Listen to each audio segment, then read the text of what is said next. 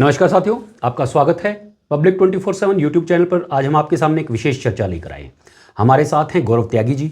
गौरव त्यागी जी जिन्होंने 160 दिन तक जम्मू कश्मीर से लेकर तमिलनाडु तक यात्रा की, कश्मीर से कन्याकुमारी भी कह सकते हैं, और उस यात्रा का उद्देश्य और उस यात्रा के पीछे उनके अंदर ये आंदोलन क्या था जो उन्होंने इस यात्रा को किया, ये सब हमें जानना है। ऑर्गेनिक्स को लेकर इन्होंने कुछ इनके मन के भाव थे, उसके आधार पर यात्रा की है। उसके पीछे क्या कठिनाइयाँ रही, क्या ज़रूरतें थी, इस सब की चर्चा करेंगे हम गौरव त्यागी जी के साथ। गौरव जी, आपका स्वागत है। नमस्कार, धन्यवाद आपका। गौरव जी, कहाँ तो हापुड़ के पास का एक गांव, छोटा सा किसानी करने वाला परिवार, क्या सरकमस्टांसेस ऐसे रहे आपके सामने कि आपको एक यात्रा की योजना बनानी पड़ी और उस यात्रा को शुरू करना पड़ा? यात्रा के उद्देश्य क्या थे?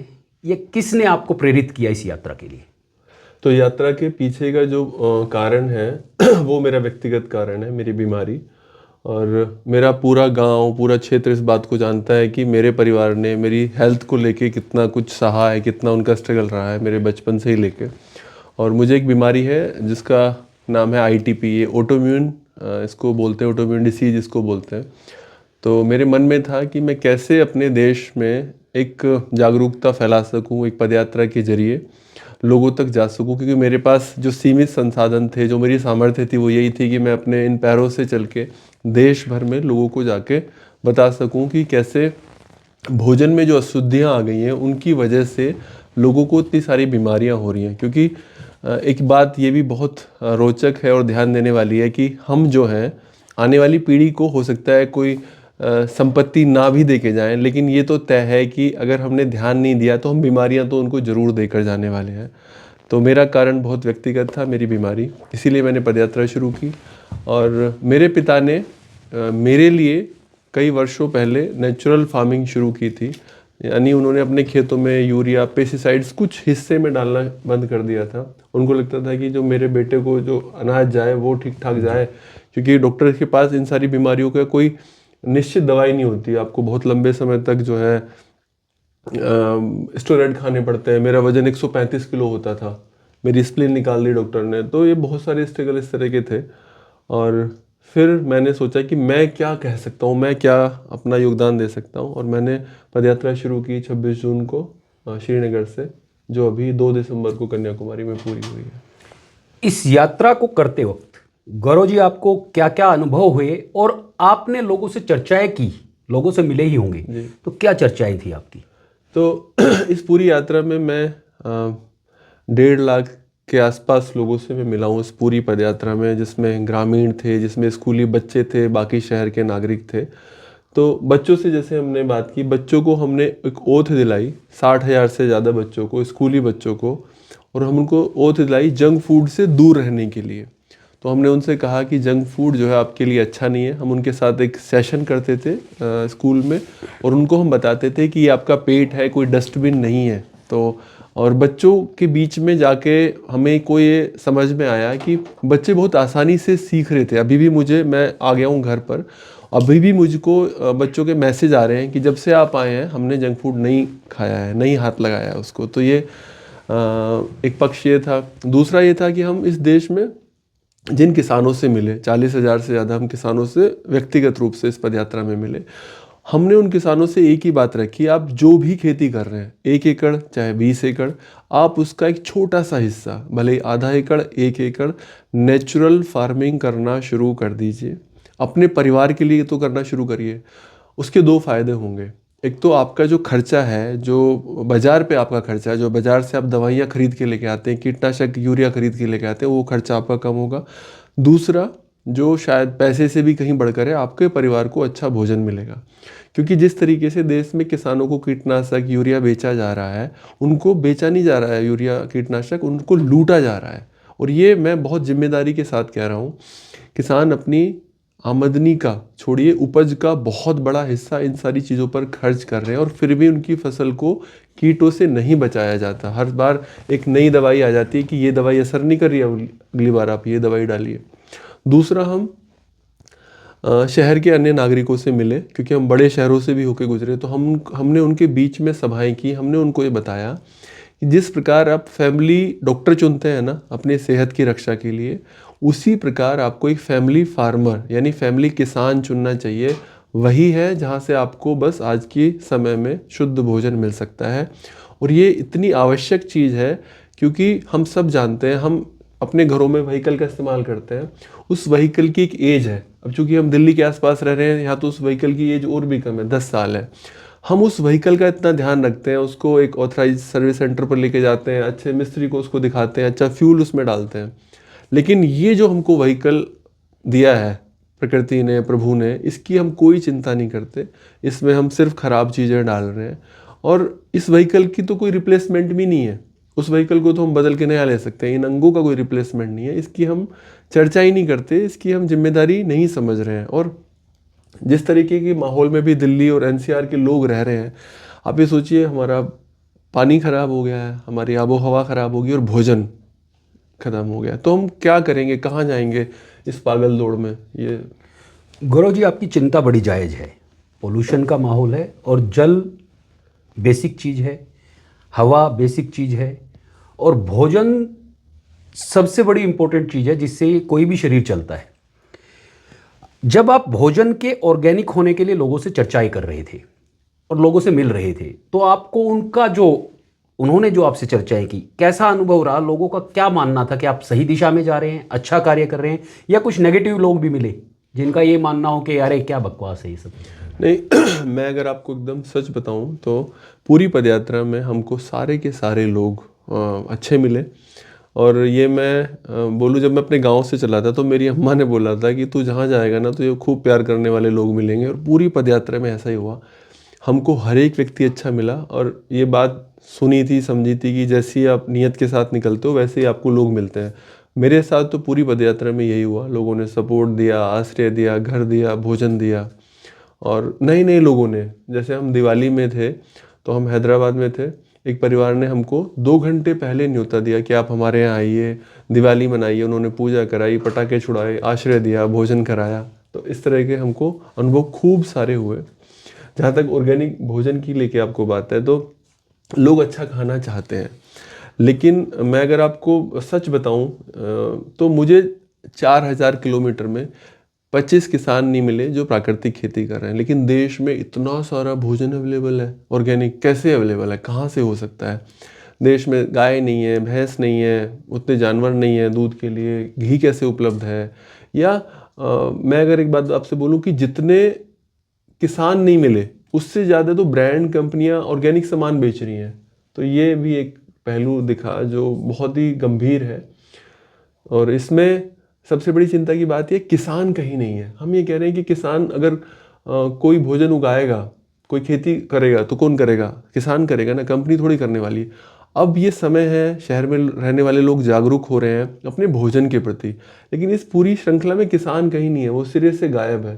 अगर किसी की कोई कंपनी हो, कोई ब्रांड हो, और वो उसको सिर्फ लेबलिंग करके बेच दे, और जो किसान प्राकृतिक खेती करना भी चाहता है और उसको कहीं सिरे से गायब कर दिया जाए, तो ये ठीक बात नहीं है। तो एक ये भी। गौरव जी, आपने समस्या की जड़ को बड़ी गंभीरता के साथ पकड़ा है। आपको लगता है कि ऑर्गेनिक ब्रांड्स की जो बहुतायत है पूरे देश के अंदर, उस आधार पर या उस ब्रांडिंग के नाम पर अभी तक अनऑर्गेनिक फूड्स ही पूरे देश में बेचा जा रहा है? बिल्कुल। आप अपनी इस कंक्लूजन पर किस आधार पर पहुंचते हैं? देखिए, मैं अगर अपना बताऊं जी। हमारा गांव है, हापुड़ जिले में है। पूरे गांव में एक हम लोग हैं जो ऑर्गेनिक खेती, प्राकृतिक खेती कर रहे हैं। तो ऐसा नहीं है कि देश भर में इतनी सारी, जितने सारे प्रोडक्ट अवेलेबल है उतना सारा ऑर्गेनिक है ही नहीं कहीं। मैं पूरी पदयात्रा की है, हमने लोगों को आह्वान किया कि आए, हमसे प्राकृतिक खेती करने वाले किसान मिले ही नहीं, हमको किसान ही नहीं मिले। कोई किसान मिलता था तो बोलता था कि मैं कर रहा हूँ जी, आसपास में 40-50 किलोमीटर में मैं ही कर रहा हूँ। जिले में कोई एक किसान कर रहा है, 2-4-10-5 किसान कर रहे हैं, इतने किसान है ही नहीं करने वाले, बहुत कम संख्या है। अब ये तो क्योंकि पूरा इतनी पदयात्रा करने के बाद समझ में आता है कि ये तो जो हम देख रहे हैं वो है ही नहीं, किसान तो प्राकृतिक खेती कर ही नहीं रहे, उससे ज़्यादा सामान कैसे उपलब्ध है? ये बिल्कुल वैसा ही है ना कि जैसे अभी दूध है नहीं कहीं पे और पनीर और घी जितना मर्जी चाहे मांग लीजिए आप, ऐसे ही हो रहा है कि प्राकृतिक खेती अनुपात में बहुत कम है, यानी आप मान लीजिए नगण्य है। उसके मुकाबले में जो ऑर्गेनिक सामान है वो भर भर के उपलब्ध है। पीड़ा इस बात की नहीं है कि कोई आदमी फेक बेच रहा है, पीड़ा इस बात की है कि एक दिन लोग बोलेंगे यार ये प्राकृतिक खाना भी कुछ नहीं होता, जी। इससे भी हमारी सेहत नहीं सुधर रही। तो दोष किसका जाएगा? दोष जाएगा किसानों का कि प्राकृतिक खेती भी कुछ नहीं है, जब उससे कुछ अच्छा होने वाला ही नहीं है। और जब ये बीमारियां रुकेंगी ही नहीं, रुकेंगी क्यों? जब आप प्राकृतिक भोजन कर ही नहीं रहे, वास्तव में तो प्राकृतिक भोजन कर ही नहीं रहे, तो एक बार फिर वो फेलियर किसान का ही होगा कि प्राकृतिक भोजन भी कुछ नहीं होता। तो ये एक पीड़ा मेरे अंदर भीतर से आती है। आपको समझ में ये आ रहा है कि ऑर्गेनिक फूड्स को फेलियर के तरफ ले जाया जा रहा है, बिल्कुल। क्योंकि उस फूड को पैदा तो किया नहीं जा रहा, लेकिन ब्रांडिंग फूड की करके पूरे देश के लोगों को एक तरीके से ऑर्गेनिक फूड के अगेंस्ट खड़ा किया जा रहा है। बिल्कुल। भविष्य में आपको इस यात्रा को करने के बाद किस कंक्लूजन पर आप पहुंचे हैं कि अगर इन सब समस्याओं से आगे निपटना है तो हमें किस दिशा में काम करना चाहिए? मैं अगर अपने लिए बोलूं और मुझे ईश्वर शक्ति दे, लोग शक्ति दे, मैं तो इसी पर काम करना चाहूँगा कि हम फार्मर एम्पावरमेंट पे काम करें। और देखिए कोई स्केल भी नहीं हो सकता। जो लोग ये समझते हैं ना कि पूरे देश को हम खिलाएंगे, नहीं हो सकता, ये असंभव है। हमने भी अपने गांव में ऑर्गेनिक खेती शुरू की, लोग आते हैं, बहुत सारे लोग आते हैं, 60-60, 70-70 लोग हमारे गाँव में आते हैं, हम उनको भोजन भी कराते हैं, सब खिलाते हैं अच्छा, और बिना किसी चार्ज के। कोई ऐसा नहीं कि हमको किसी से कोई पैसा कभी लिया है। तो अगर हम सोचे कि पूरे देश को मैं ही शक्कर खिलाऊंगा, मैं ही गुड़ खिलाऊंगा, मैं ही दाल खिलाऊंगा, नहीं संभव हो सकता। भोजन में तो संभव नहीं है। जो ये कह रहा है वो, इसका मतलब प्रोडक्ट के साथ ही समझौता होगा, प्रोडक्ट अच्छा मिलेगा ही नहीं। अब इसको हो कैसे सकता है? हो ये तभी सकता है जब हर किसान उपजाएगा वो तो बेचेगा भी वही मालिक है। मतलब, और मैं इस बात को बहुत दिल के साथ कह रहा हूँ कि जो मेहनत करेगा वही सच्चा हकदार है उसको बेचने का, और ये किसान को ही करना पड़ेगा। ये लोग मेरे से बोलते हैं, मुझसे ऐसे भी लोग मिले, यार अब मछली को तैरना सिखाओगे? मैं कह, यार अब मछली को तैरना सिखाएंगे मतलब तो अब यानी मगरमच्छ ही सब करते रहे इसमें? या मछली को तैरने सिखाने वाली बात नहीं। जब किसान खड़ा रहता है रात में, पानी लगाता है अपनी फसल को, इतने सारा मेहनत करता है, धूप में खड़ा रहता है, कर्जा वो लेता है, बेचेगा कोई और, क्यों? तो बेचने का हक भी किसानों को होना चाहिए। और लोगों को ये समझना चाहिए कि ब्रांड और ये सब चीज़ प्लीज़ छोड़ दो, आप किसानों के साथ अपना कनेक्शन बिल्ड करिए। लोग हमसे पूछते हैं कि कोई आसान व्यवस्था बताओ, हम बोलते हैं कोई नहीं आसान व्यवस्था। कल को हम बोल देंगे कि अब हम कोई ऐसी कंपनी बना लेंगे कि हम आपको ऑर्गेनिक फूड देंगे, हम नहीं हो सकता, संभव ही नहीं है।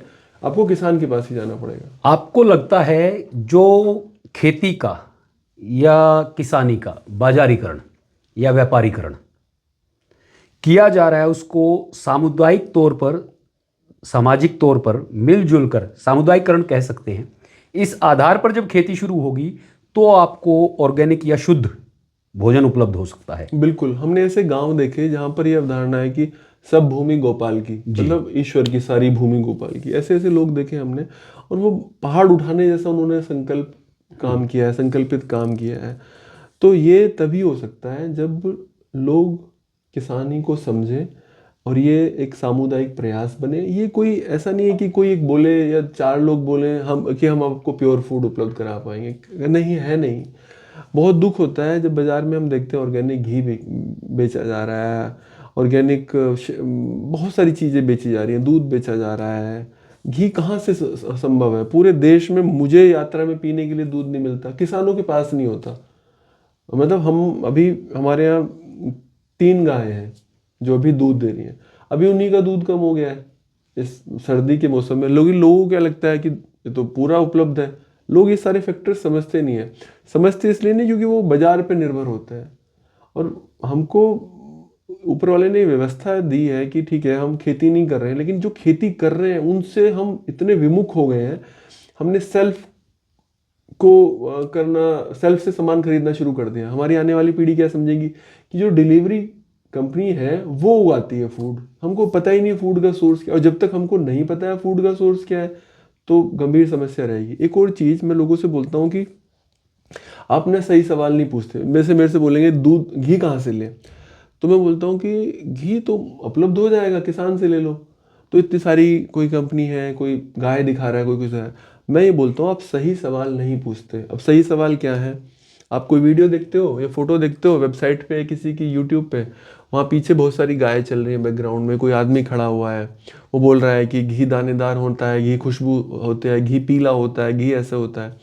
आप ये समझिए उसके पीछे अगर 100 गायें भी घूम रही हैं, 100 में से बहुत बड़ा सौभाग्यशाली आदमी अगर उसकी 30 गाय दूध दे रही होंगी, 30 गाय दूध दे रही होंगी, अगर एक गाय, ऐसा नहीं कि सारी की सारी पूरा 20-20 लीटर दूध देंगे, एवरेज मान के चलो 8 लीटर का, 250 किलो दूध वही अगर 100 गाय रखने वाले को डेली उपलब्ध करा पाए तो बहुत बड़ी बात है। और 250 किलो में से घी कितना बनेगा, मुश्किल से मुश्किल 8 किलो घी।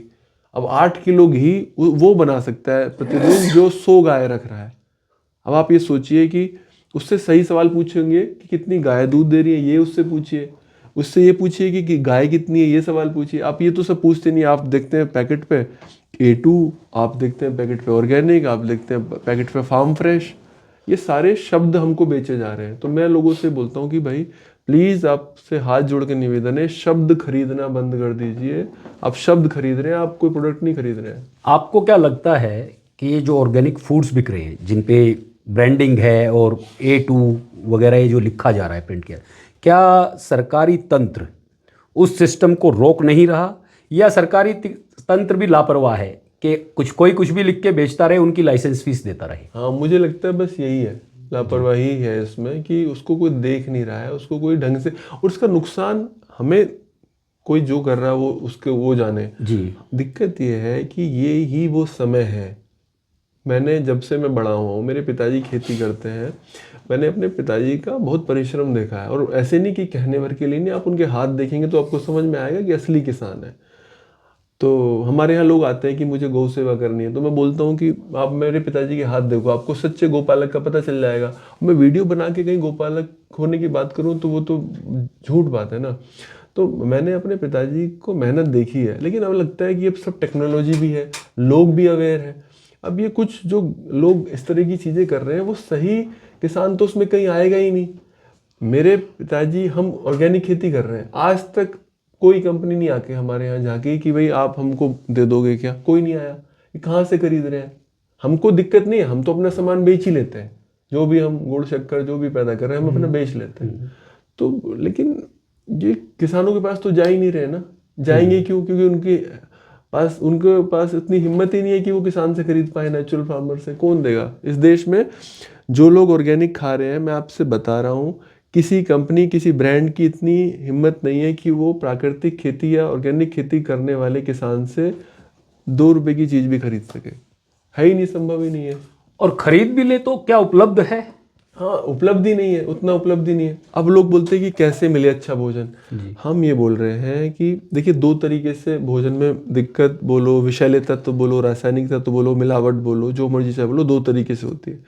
एक तो ये है कि जब कोई खेत में फसल तैयार होती है तो सबसे पहले उसमें यूरिया, कीटनाशक, पेस्टिसाइड लगते हैं, ये खेती का काम है। उसके बाद उसमें एडल्ट्रेशन होना, मिलावट होना, कलर लगना, प्रिजर्वेटिव लगना, ये किसान नहीं करता, ये तो कंपनियां करती हैं, ब्रांड करते हैं, क्योंकि उसकी सेल्फ लाइफ बढ़ानी होती है। तो अगर आप किसान से खरीदेंगे, मैं कह रहा हूँ कि ऑर्गेनिक नहीं भी कर रहा है वो, तब भी आपको ज़्यादा अच्छा मिलेगा। और एक बात बताऊं, इस देश में जो लोग ऑर्गेनिक नहीं खा सकते पैसे की वजह से, आपको कोई चिंता करने की ज़रूरत नहीं है। जो ऑर्गेनिक खा रहे हैं वो भी ऑर्गेनिक है नहीं। तो अगर आप एक छोटी सी प्रैक्टिस मेरे कहने से फॉलो कर लें कि आप किसान से खरीदना शुरू कर दें, तो आपको बहुत अच्छा प्रोडक्ट खाने के लिए मिलेगा। गौरव जी, आपका अभी इस सारी समस्याओं से बाहर निकलने के बाद एक कंक्लूजन होता है कि मुझे अब समस्या तो आपको समझ में आ गई है, आप चर्चा भी कर रहे हो और आपने इसी के आधार पर इतनी लंबी यात्रा भी की। आपको क्या लगता है कि हमें अब क्या करना चाहिए, या ऐसा कोई मॉडल आपने जो तैयार किया हो अभी तक जिसके माध्यम से हम इस काम को आगे बढ़ा सकते हो? तो मेरी मन में यही इच्छा है और मैं इसको करना चाहता हूँ। मैं वही बोल रहा हूँ कि मुझे शक्ति मिले।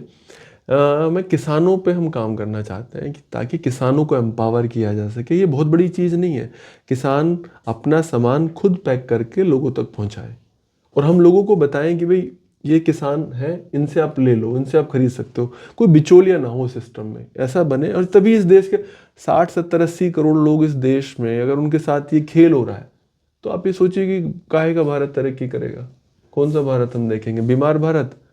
और कमज़ोर भारत, तो वो लोगों के लिए काम होना जरूरी है। धन्यवाद गौरव जी, बहुत बड़ी महत्वपूर्ण जानकारियाँ और इतनी बड़ी समस्या से हमें और हमारे दर्शकों को अवगत कराया। साथियों, इस समस्या को समझने की ज़रूरत है और समस्या को गौरव जी ने बड़ी नज़दीकी से देखा है, महसूस किया है और झेला है। झेलने के बाद उससे संघर्ष करने का भी निर्णय किया। 160 किलोमीटर की इस देश की यात्रा की और 160 दिन की यात्रा की, माफ़ कीजिएगा, और 3000 समथिंग किलोमीटर के करीब इन्होंने कवर किया। 3938 किलोमीटर, और तकरीबन 500-600 गाँव के लोगों से बातचीत की, उनको समझाने का प्रयास किया, वहाँ के स्कूल के बच्चों को शपथ दिलाई कि हम ऐसा खाना खाएंगे और ऐसा ही भोजन शरीर के लिए उपयोगी है, जो ताज़ा हो, जो जिसकी शेल्फ लाइफ ज़्यादा ना हो, जो खाने पे डाइजेस्ट हो सकता हो। क्योंकि शेल्फ लाइफ बढ़ाने के चक्कर में जो भी प्रोडक्ट की मार्केटिंग करने वाले लोग हैं वो उसकी शेल्फ लाइफ तो बढ़ाते ही हैं, लेकिन जो बीमारियां उसके साथ देते हैं, जो केमिकल उसमें इंसर्ट कर देते हैं, वो इस देश के सभी लोगों के लिए खतरनाक है। चाहे कोई 5 स्टार होटल में खा रहा हो, चाहे कोई सड़क पे खा रहा हो, ये सबको समझने की ज़रूरत है। और ऐसी समस्या की ओर ध्यान दिलाया है गौरव जी ने, जो इस देश के हर नागरिक की समस्या है, हर व्यक्ति के उस प्लेट में रखी हुई रोटी के टुकड़े की ये समस्या है। अगर वहाँ हम गलत कर पा रहे हैं, हमारे साथ वहाँ गलत हो रहा है, तो ये देश क्या गौरवमयी हो पाएगा? लेकिन इससे निकलने की आवश्यकता है। समस्या का सही चुनाव किया है, समस्या पे सही कार्य करने की योजना है। ईश्वर इनको सफलता दे। जय हिंद, जय भारत।